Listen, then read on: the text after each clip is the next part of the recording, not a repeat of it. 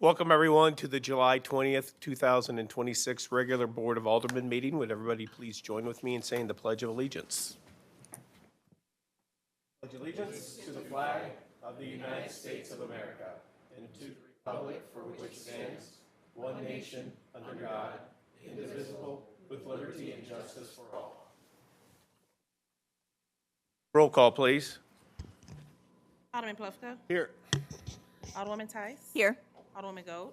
Here. Alderwoman Sims. Here. Alderman Lockmiller. Here. Alderman Gould.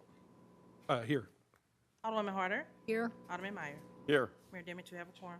Thank you. Next up is approval of the agenda. Do we have any changes to the agenda? If not, any objection to approve? I'm sorry, yes. I would like to remove one item from the warrants list from the consent agenda. Okay. Which one is that? Consent agenda, item number 9B, due to a conflict of interest. We're moving it? Moving it out of the consent agenda. She'd like, I think what an appropriate motion would be, at the time we get to the consent agenda, make a motion to approve the consent agenda, withholding that item, and then take a separate motion for approval of that item, and you'll recuse yourself from that one. Okay. Okay? So we'll have a separate vote on 9B or whatever Correct. that is. Okay. All right. Seeing there are no objection, or any objection to approving the same by acclamation, I see none. We're so approved on the agenda. Thank you. All right, next up are announcements, appointments, proclamations, and recognitions. We have two things. First up are some appointments to a couple of different boards. First up is we have an opening on the Board of Adjustment, and I am making the recommendation that we appoint Jason Lee to the Board of Adjustment. Can I get a motion to that effect? Moved. Second. Any objection? All in favor, please indicate by saying aye. Aye. Any opposed? Motion carries. Thank you. And thank you, Mr. Lee. Secondly, our newly created Visual Identity Project Committee. We have, throughout an application, Michelle handled that, and we had a lot of folks responding, and Michelle helped us go through all these, and we have come up with the following individuals that we would like to, that I'm going to request that you all approve to the appointment of this committee. David Kramer, who's the business owner of Carl's Drive-In. Dan Fitzgerald, resident of Ward 3. Marianne Moore, resident of Ward 4. Tom Strait, a resident of Ward 3. Kelly Wythucher, resident of Ward 1. Eileen Gressel, resident of Ward 3. And Kim Murphy, resident of Ward 2. I'd prefer just taking this all in a block if you're okay with that, and if so, take a motion to that effect. Motion to that effect. Okay, a motion to make to approve those individuals to the new committee. Any discussion? Yes. So one clarification question maybe for Michelle. If there are others that come forward, could they also be added to this, or is this one time only?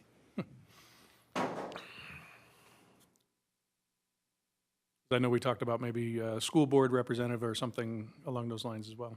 So the committee, we've reached kind of the number we're comfortable with, and we would probably also look at adding an elected official to that as Okay. well.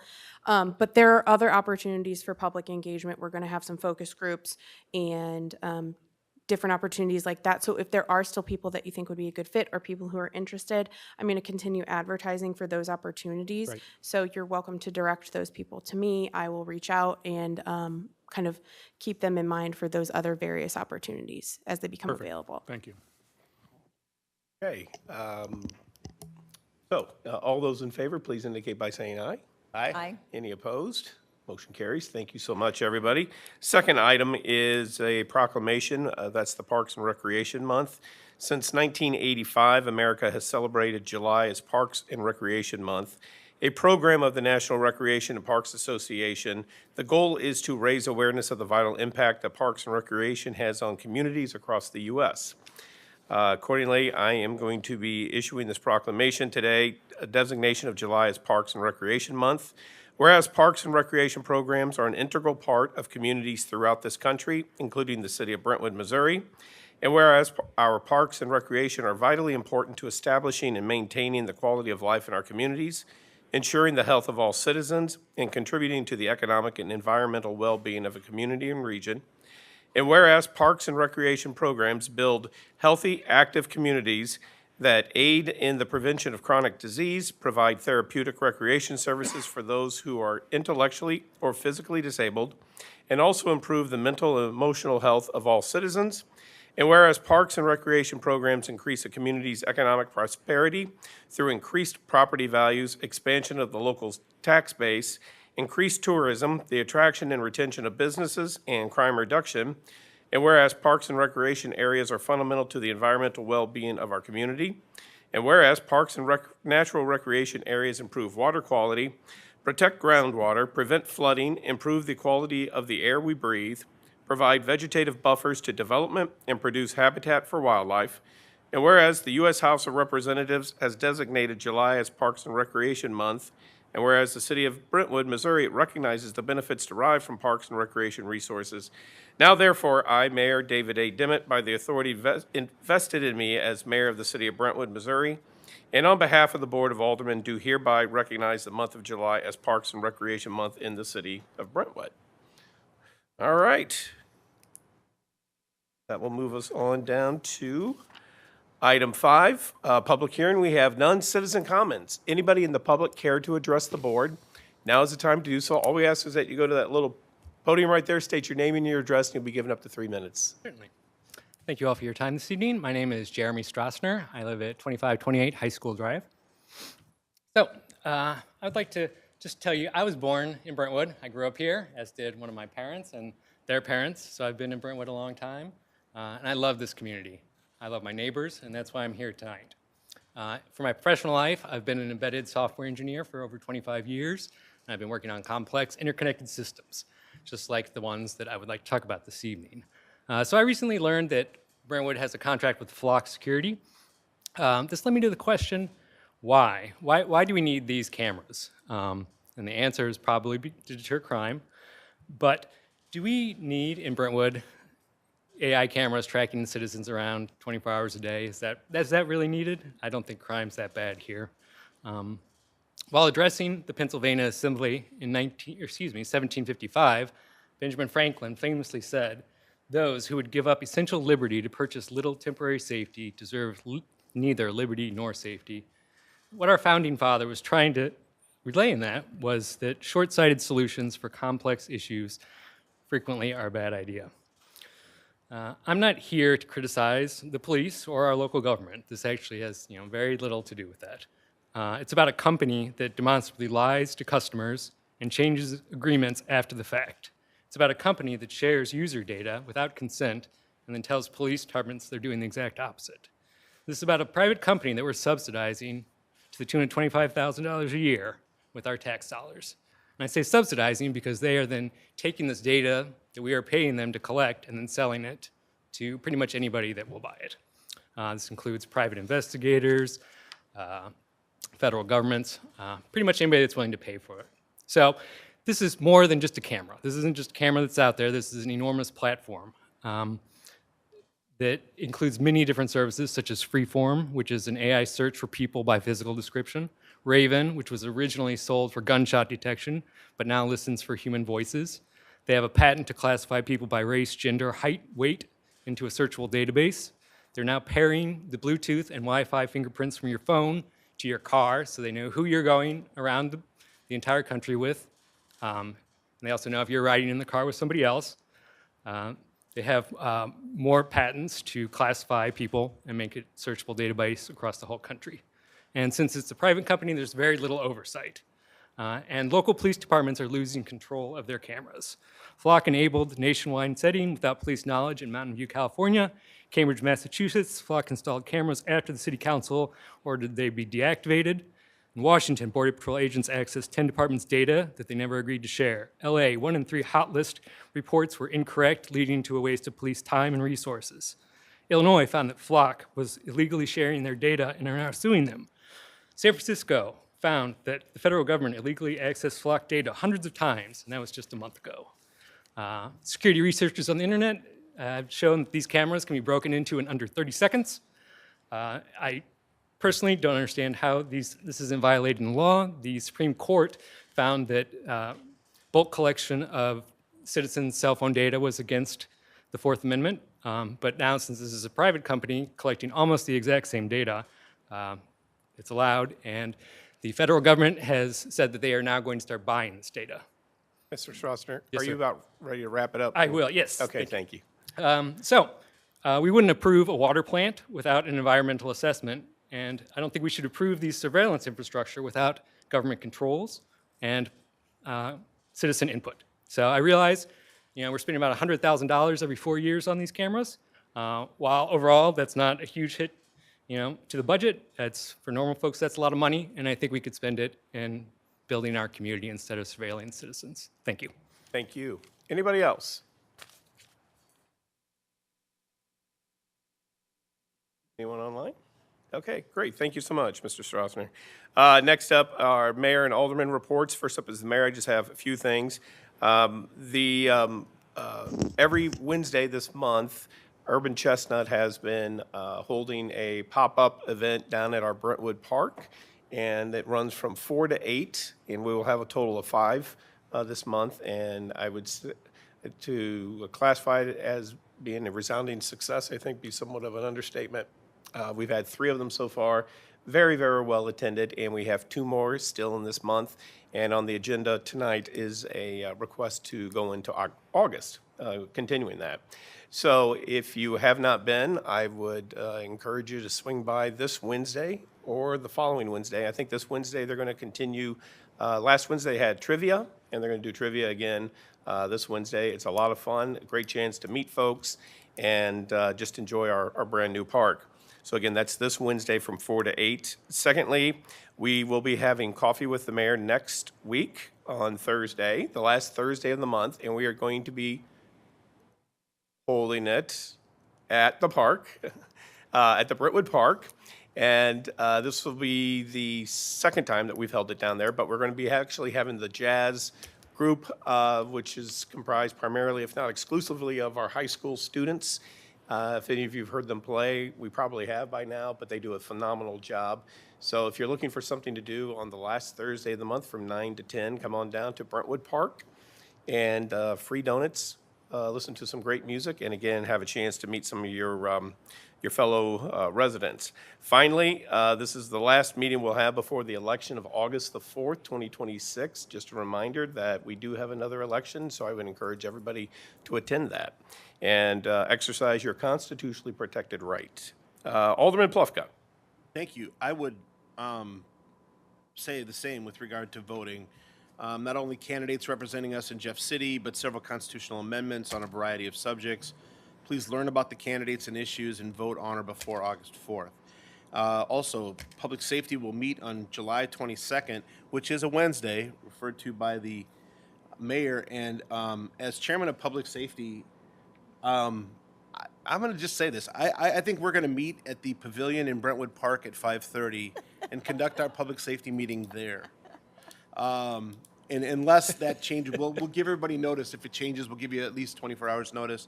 It's normally here in this chamber, but I'm really inclined to move it to the pavilion in Brentwood Park. So anyway, those are my 2 announcements. Thank you And very Eric much. is saying, wait a minute, I've got it booked solid for that Yeah, night. and No, you know what? I no. didn't even think about that. Okay, thank you very much. Alderman Tice. The August Ways and Means meeting, which is currently scheduled for the 6th, bullet indicated we may need to push it to after the Public Works Committee meeting. So if you're on Ways and Means, we probably won't be meeting the 6th, and likely we'll be meeting later in the month. So watch your email. Thank you. Alderwoman Goode. No report? Alderwoman Sims. No report. Alderman Gould. Yes, we are canceling the Communications Committee meeting that was scheduled for tomorrow night because we're just getting everything going, so nothing really to address the committee on. And then we do have our Ward 3 meeting, let's see, the last Tuesday, which is next Tuesday, the 28th, at 6:30 at the Rec Center, so please join Steve and I for that. Thank you. Alderman Lockmuller. No report. Alderman Harder. Yes, Brentwood Forest has their meeting on Tuesday, July 28th at 6 PM. Thank you. And Alderman Meyer. No report. All right, move on down to city administrator report. We have nothing. All right, drop us down to the consent agenda, and we are going to, can I get a motion to approve the consent agenda with all items except item 9B? So moved. Second. Okay. uh, Can we get a roll call, please? Alderman Plufka? Yes. Alderwoman Tice? Yes. Alderwoman Gold? Yes. Alderwoman Sims? Yes. Alderman Lockmiller? Yes. Oh, good. Okay, great. All right. Alderman Gould? Yes. Alderwoman Harder? Yes. Alderman Meyer? Yes. Motion passes. Thank you. And the remaining item, item 9B, which are the warrant lists, can we, Alderman, can we get a motion to approve, please? First, Alderman Go, do you want to indicate that you are recusing yourself from this? I do. Okay. Now can we get a motion to approve? Motion to moved. approve. Oh. Second. Okay. All those in favor? Oh, roll call, please.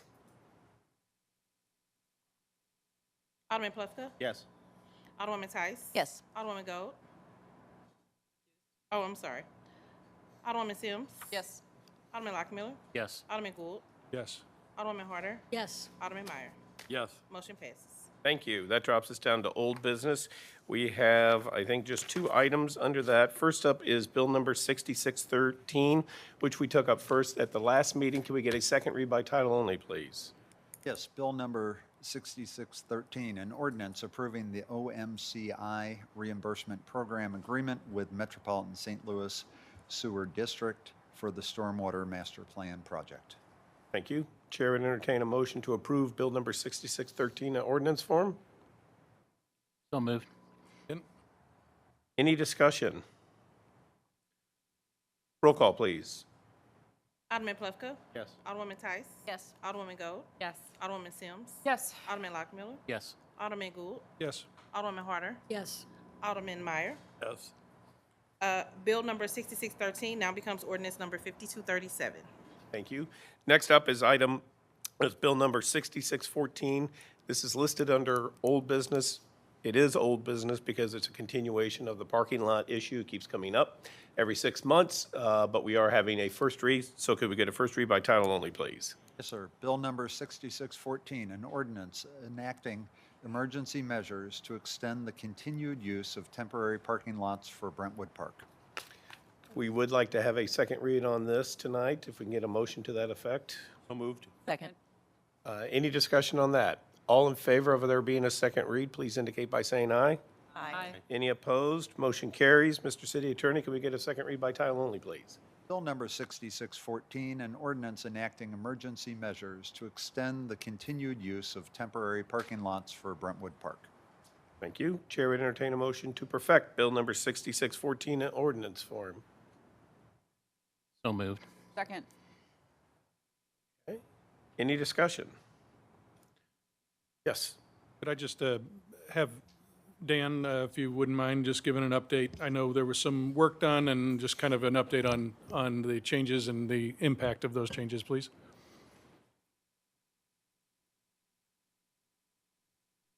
The parking lot on the north side was the one that we made the changes. So north side parking lot, just east of Mary, the eastern edge of that, we graded, I'd say 10 or 12 feet back, took the rock out, dug down below the rock level, put fresh dirt back, seed and straw the area, feathered that slope so that it drains both to the north and south inlets that are there.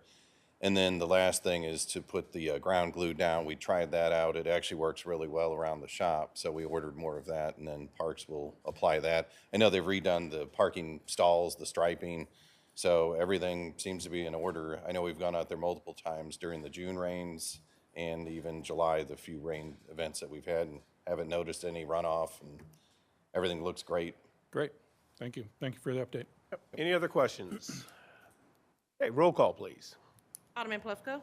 Alderwoman Tice? Yes. Alderwoman Gold? Yes. Alderwoman Sims? Yes. Alderman Lockmiller? Yes. Alderman Gould? Yes. Alderwoman Harder? Yes. Alderman Meyer? Yes. Bill number 6614 now becomes ordinance number 5238. Thank you. That brings us into new business. First up is resolution number 1597, which is a resolution approving a naming rights agreement with the Brentwood School District. Eric, are you presenting on this?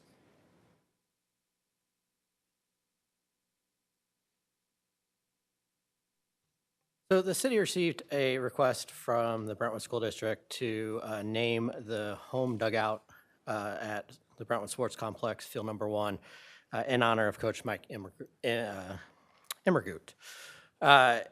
Per the naming section of the city's donations, sponsorships, and facility naming policy, all naming of facilities has to be done with approval by the Board of Aldermen. That's why a resolution is for you this evening. Naming for a facility for a specific individual or corporation will only be considered if that individual has made significant contribution to the city of Brentwood. It could be in form of outstanding civic service, prolonged period of time, those type of things. Names honoring living individuals must be supported by extraordinary compelling reasons along with a thorough background review. So, and then one of the other items is, although it might not be appropriate to name a permanent facility after an individual, a amenity associated with the facility could be named for that person. And so field number 1's already named after Coach Jim Taylor. And so this would kind of fall into that realm of, not naming the full facility, but naming the dugout. So according to the request we received, Coach Immergut dedicated 32 years to mentoring players and fellow coaches at Brentwood High School. And they believe he's deserving this honor and has probably spent the most time in that dugout of anyone in the city of Brentwood. So that was the request. It is our responsibility to bring it to the board for discussion. To approve Resolution 1597. All right. We have a motion. Do we have a second to approve resolution 1597? Thank you. Any discussion? Yes, Alderman Lockmuller. Eric, is there any type of signage that would be posted on that? Yeah, the signage is, it would be posted, and that would be the responsibility of the school district. That is part of the agreement that has been prepared and approved by the city attorney. He looked it over and gave a lot of good edits for me. But part of it is that they would be responsible for the plaque and for installation costs of that. We would then be responsible for maintaining it. But if the plaque was damaged, they'd have to replace it. Thank you. Else? Okay, all those in favor, please indicate by saying aye. Aye. Any opposed? Resolution 1597 is approved. Thank you. Next up is resolution number 1600, which is a resolution approving the architectural services agreement for the Public Works and Parks Maintenance Facility project between H Design Group and the city of Brentwood. Dan?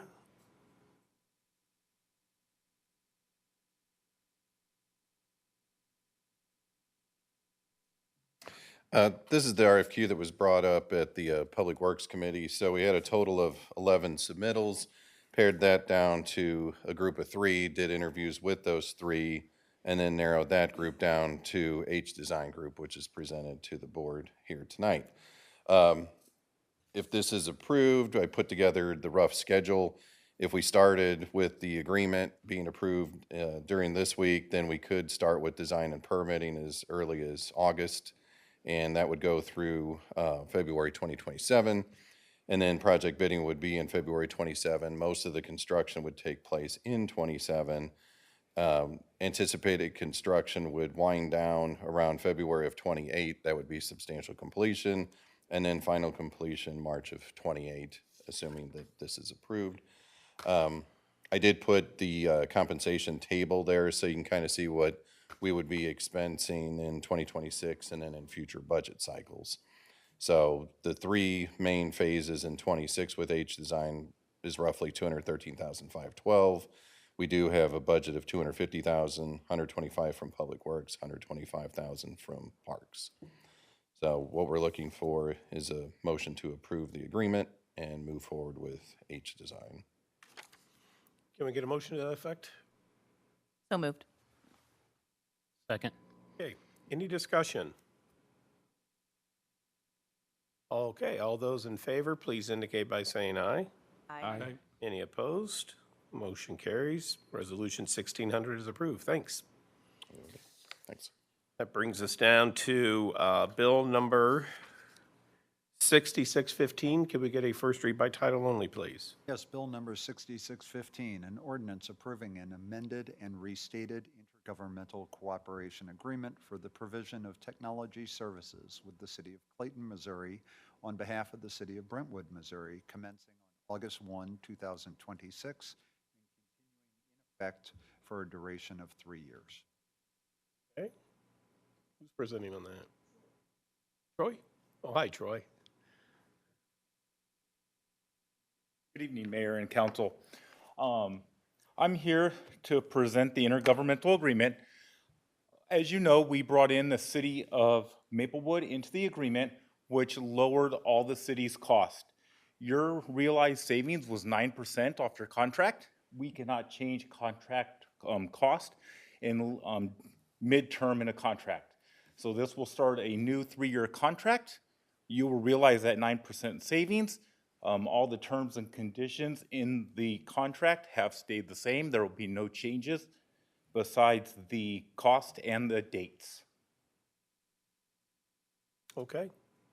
Thank you. And just by way of background for those who might be watching in, this is just another example of Brentwood working with other cities to collaborate and cooperate in sharing of services.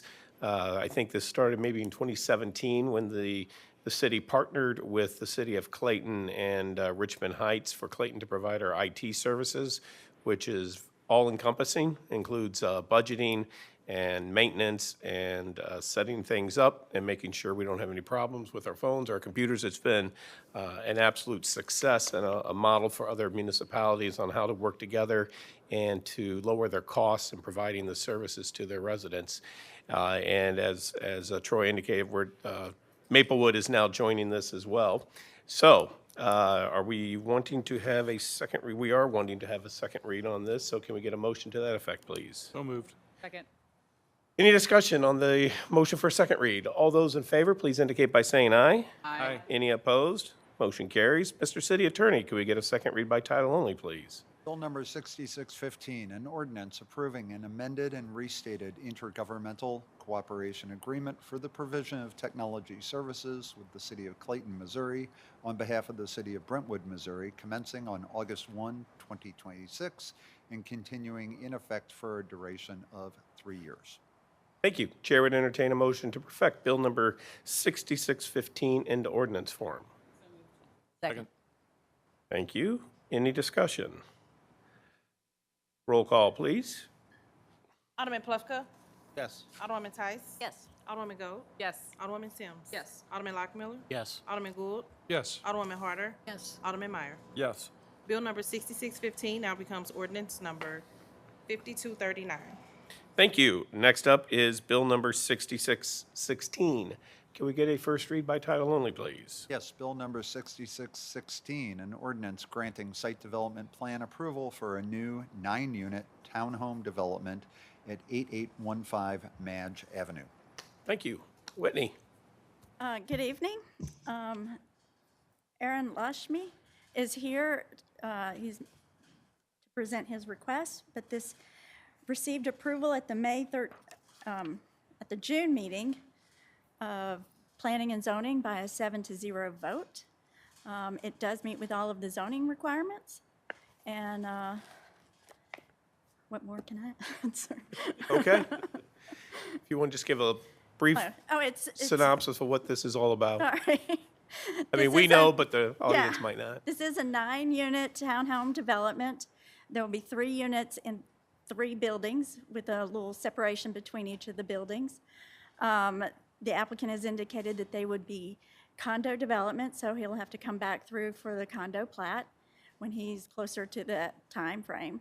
But it meets with the stormwater requirements and all of the zoning requirements. The building is 50 feet from the adjacent property where adjacent to residential, and there's a 25-foot landscape buffer for the drive aisle. And Where is this? oh, I'm sorry, 8815 Madge. Okay. Just behind the little commercial development on South Brentwood Boulevard. Okay. Yeah. Wonderful. All right. Have any questions? Alderman Lockmuller. Whitney, I know they're meeting their parking requirement by having the parking underneath each townhouse of 2 spaces. I know the citizens that attended several of these meetings, and I will say the applicant's been very accommodating to some of their concerns. But when it comes to visitor parking, I don't see any condition that was originally discussed on possibly setting up some spacing along that drive aisle for maybe some visitor parking. Yes, as was discussed at the Planning and Zoning Commission, the drive aisle is 25 feet wide. Any alley or one-way drive aisle is 11 feet, so they felt there was sufficient parking to provide a sufficient space that should a visitor want to park along that drive aisle, that there's sufficient room. The applicant has also indicated that he would work with the commercial development in front of them to see about overnight parking should a resident require such. Do you want to address that? Okay. So Ashim Lamichane, 11 Deer Creek Woods. I am one of the applicants. So in terms of parking, the plan is to allow parallel parking because of the driveway's 25 feet, as well as we are in discussion or trying to connect with the owner of the commercial property to see if they will allow any visitors parking after hours. I think that's the plan. And then the 25-feet drive aisle, if there are visitors, it would be enough for any visitors to park in that section. Okay.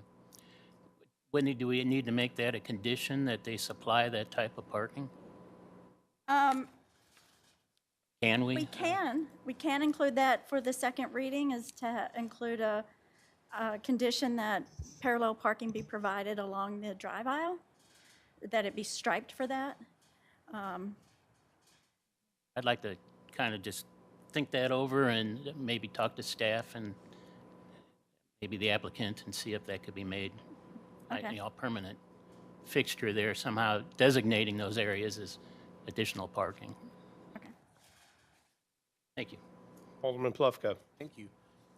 How close is it between the eastern fence and the eastern facade of the building?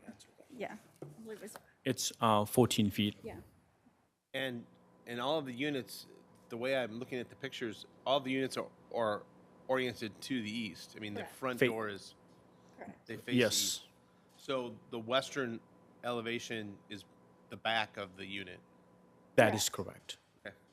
But what we have done, just to add there, the western elevation, because of the input from the planning and zoning, council members, we've also enhanced the western, west elevation to match the east elevation. So it kind of blends in, the design. Okay. And what's the distance between between the 3 units going north? 10 feet. Okay. And given structures this tall, that didn't run afoul of our fire department? They didn't think that those are too close together? No, the requirement under the new adopted 2024 code will be that they have to be sprinkled. Okay. We had discussions with the fire department. They are including a new fire hydrant on that drive aisle because of the distance to the existing fire hydrant, to provide additional fire protection. For the unit that's farthest to the north there? Yeah, at least? for all of the units that are there, yeah. So the fire hydrant will be along Madge or somewhere? No, it will be along the drive aisle for this Oh. development, yeah. Oh, I see. How far up into the development? Do you know? About 20 feet? It's No, it's about, I would say about 35 feet in. Yeah. And does positioning around that yeah, we'll have interrupt to, interrupt any of the parallel parking that we just talked about with Steve? yeah, So there's plenty of space on the west side to park, so we can avoid those and still be able to accommodate parking. So yeah, this- but we'll have to measure for the parallel parking to ensure the distance from a fire hydrant, Right. yeah. Okay. Okay, thank you. So the floor plan is the same for all 9 of these? Yes. And what's a square footage? 1,800 square foot. Thank you. Any then other two-car attached garage, and then it also will be EV ready in each of the garages. Alderman Lockmuller. I think I heard you say they were condos, so there'll be a condo association formed when it's finished, made up of who? So when we build it and send it to permitting, it will have to be given or submitted to the city prior to, I believe, submitting or getting the approval for the building permit. So we will work, the condo would be, initially would be managed by a third party, but once it starts to be occupied, the owner will be part of the condo members. So they would be allowed to start construction, but they do have to come back for a condo plat approval, which would then include provisions on maintenance of all of the common ground areas and things That like was going to that. be my next question on maintenance. Okay, thank you. Anyone else? All right, thank you. We will see you at the next meeting then for the second read. All right, next up is Bill number 6617. Can we get a first read by title only, please? Bill number 6617, an ordinance providing for the adoption of the Third Amendment to the Fifth Amended and Restated Police and Firefighters Pension Plan, providing for the repeal of all conflicting ordinances, and providing for the effective date of this ordinance. Thank you. Just state your name, please, Mr. Lane. Good evening. I'm Mike Lane. I'm with Thompson Coburn Law Firm, and I represent the Board of Trustees of the Police and Firefighter Pension Plan, who are recommending some changes to the plan. And the purpose of these changes is to save some time and money for the city and for the pension plan relating to determination of disability. Currently, the way the pension plan is structured under the ordinances, an individual who requests a pension based on disability must be determined by a medical board appointed by the trustees of the pension fund to be permanently disabled. That requires a lot of time from both the pension board and the city staff to figure out which kind of medical experts must be appointed. And it takes a lot of time from the city staff to organize the billing situation. As you know, the folks who work in the medical system in this country are used to billing insurance rather than billing a pension plan for the cost of that. And it takes quite a bit of effort on behalf of both the pension board and city staff to do that.